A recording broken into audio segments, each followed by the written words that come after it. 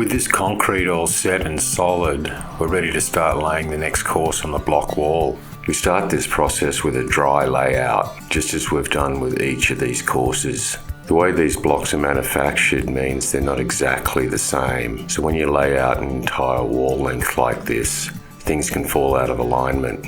Placing this corner block at the end of this row shows that the wall has gained 5 to 10 mil on our layout. We're going to correct this by shaving one of our blocks. We can now ascertain exactly how much our wall is out of alignment. So we make a pencil mark on the block 5 mil to take over to our wet saw to make the cut. 2 passes on this block. We have to finish off this cut with a hand grinder to make this block fit tightly.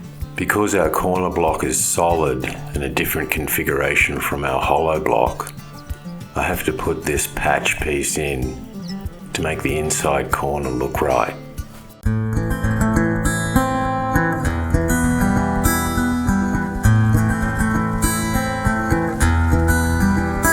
Lay your head upon my shoulder, shut off your thoughts and clear your mind.